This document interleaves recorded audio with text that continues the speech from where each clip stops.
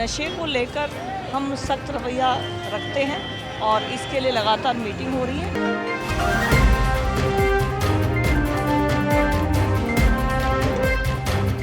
जैसे सफाई है, इंक्रोचमेंट, ये रोज के काम है, इन पर हम रोज का काम करेंगे, जनता को शिकायत का मौका नहीं देंगे।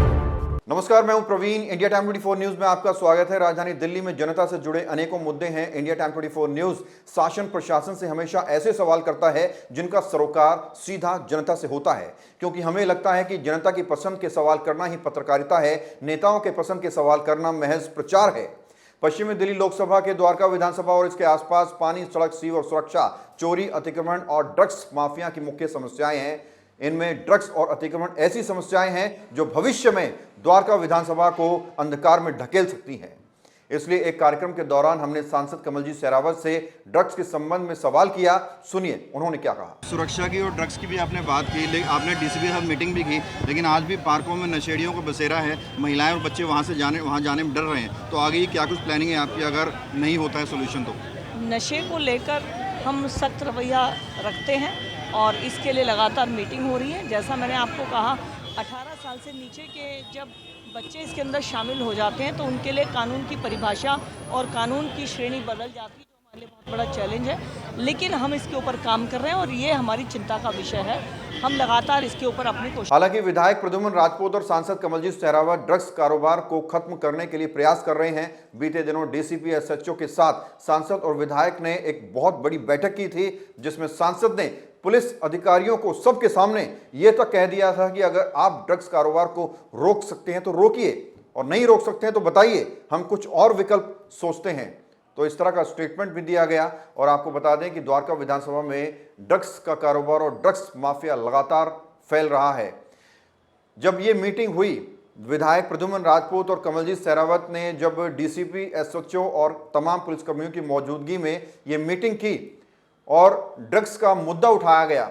जिस तरह से पार्कों के अंदर 18 साल से कम नशेड़ी चोरी चकारी करते हैं, उसका मुद्दा उठाया गया। जो नशे की वजह से क्राइम बढ़ रहा है, उसका मुद्दा उठाया गया। उसके बाद पुलिस तुरंत एक्शन में आई और सागरपुर स्ट्रीट नंबर 4 में जो एक ड्रग्स सेलर था, या फिर यूं कहें कि ड्रग कारोबार था, उस पर रेड मारी गई। और उसका जो घर था, जहां से वो पूरी सप्लाई करता था ड्रग्स की, सूखा नशा बेचता था, दारू शराब बेचता था, बियर बेचता था और अलग अलग तरह के जो है नशे के सामान बेचता था, उस घर को सील कर दिया गया। और अब वहाँ से ड्रग्स का बिकना बिल्कुल बंद हो चुका है। और ये हो पाया कब? जब विधायक एक्शन मोड में आए, जब सांसद एक्शन मोड में आए और पुलिस ने ये किया। लेकिन सिर्फ एक यही जगह नहीं थी जहाँ से नशा बिकता है। द्वारका विधानसभा और इसके आसपास की विधानसभाओं में बहुत सारी ऐसी जगहें हैं जहां पर सूखा नशा बिकता है, जहां पर ड्रग्स बिकता है, जहां पर नशे का कारोबार होता है। सिर्फ एक जगह आप छापा मारकर इस कारोबार को खत्म नहीं कर सकते। आपको शेड्यूल बनाना पड़ेगा। जिस तरह से एमसीडी शेड्यूल बनाती है कि भैया आज यहाँ इंक्रोचमेंट टूटेगा, आज यहाँ ड्राइव चलेगी, आज यहाँ बुलडोजर चलेगा, इस तरह से आप पूरी लिस्ट बनाइए और जहाँ जहाँ नशा बिकता है वहाँ पर आप छापे मारिए, उनको पकड़िए, उनको जेल में डालिए, उन पर कार्रवाई कीजिए, उनको सील कीजिए।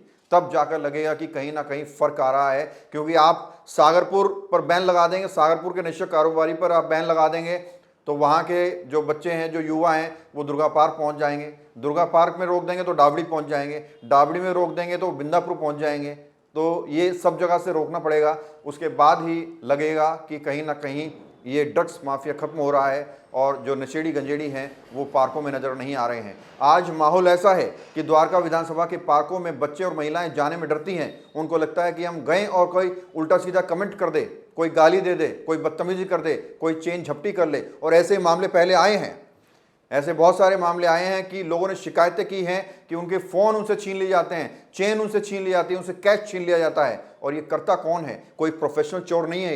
ये वो लोग हैं जिन्हें हमने सांसद से दूसरा सवाल अतिक्रमण के बारे में किया। जरा सुनिए। इंक्रोचमेंट को लेकर आपने बेहतरीन काम किया, बुलडोजर चलाए, लेकिन ज़्यादातर जगहों पर इंक्रोचमेंट लौट आया है। तो जनता ये सोच रही है कि जनता के टैक्स के पैसों जो ड्राइव चलाई जाती है वो कहीं ना कहीं वेस्ट हो रहा है, क्योंकि इंक्रोचमेंट तो 48 घंटे में लौट आ रहा है। क्या है कि अभी पिछले दिनों में बारिश बहुत ज़्यादा होने से दिल्ली के कुछ क्षेत्रों में बहुत सिचुएशन ख़राब रही और डिपार्टमेंट के ऊपर बहुत लोड रहा और इंक्रोचमेंट लगातार करने वाला काम है। तो ये ड्राइव हमारे रूटीन में रहेगी, हम इस पे कॉम्प्रोमाइज़ नहीं करना चाहते और ना करते हुए आपको नज़र आएंगे।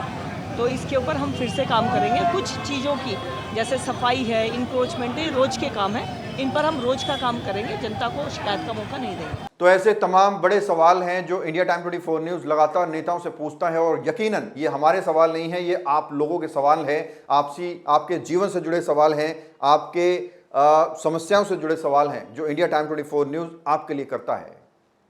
और इसके साथ ही आपको बता दें कि हम लगातार कवरेज करते हैं, जो ड्राइव चलती हैं इंक्रोचमेंट पर वो भी आपको दिखाते हैं। और हमने ये सांसद से पूछा कि भाई जो आप ड्राइव चला रहे हैं, लाखों रुपया ड्राइव पर खर्च हो रहा है, ऑर्डर्स पास होते हैं, अधिकारी आते हैं, पुलिस आती है, ट्रक्स आते हैं एमसीडी के, जेसीबी आती है, बुलडोजर आते हैं, पूरे ऑर्डर पास होते हैं, लाखों रुपया खर्च होता है, और आप लाखों रुपया जनता की जेब से लेकर टैक्स के माध्यम से उस पर खर्च करते हैं। ड्राइव पर इंक्रोचमेंट हटाया जाता है और वही इंक्रोचमेंट 48 घंटे के बाद फिर से लौट आता है।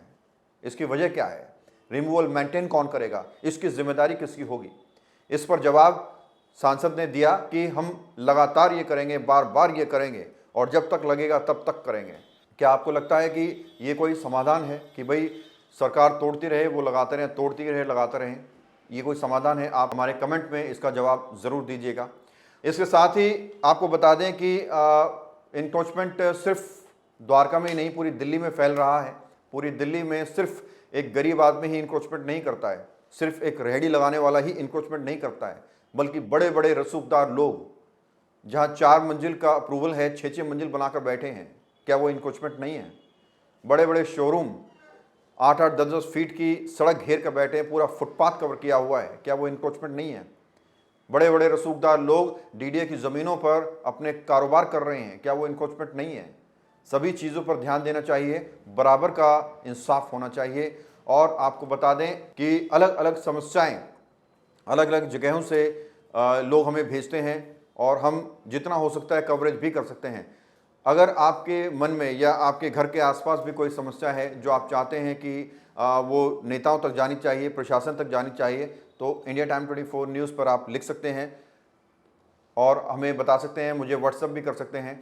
इंडिया टाइम 24 news@gmail.com पर अपनी ईमेल आप लिख सकते हैं और बता सकते हैं कहाँ पर कवरेज करनी है। हम लोग पहुँचेंगे, वो पूरी कवरेज दिखाएंगे, लेकिन उसमें आपको सपोर्ट करना होगा।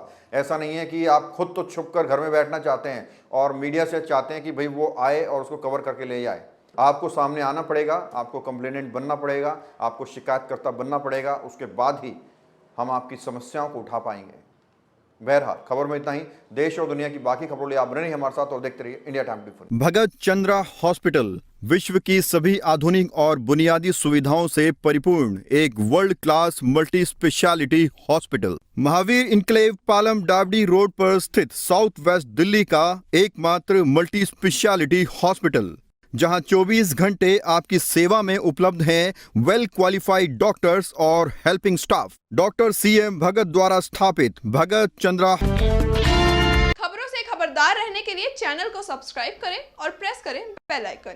बुलडोजर एक्शन अगर एक समान रूप से अगर गलियों में या अपने रोड में जो है इंक्रोचमेंट को साफ करें, उसके लिए हो तो बहुत अच्छी बात है। लेकिन यहाँ पे मेरे को सुनने में आया है कि कुछ पिक एंड चूज है, कोई कहीं छोड़ रहे हैं, कहीं तोड़ रहे हैं, तो वो सब चीज़ें नहीं होनी चाहिए। एक समान रूप से अगर इंक्रोचमेंट है तो उसको क्लियर करना चाहिए, सो दैट कि ये हमारी दिल्ली साफ सुथरी नजर आए।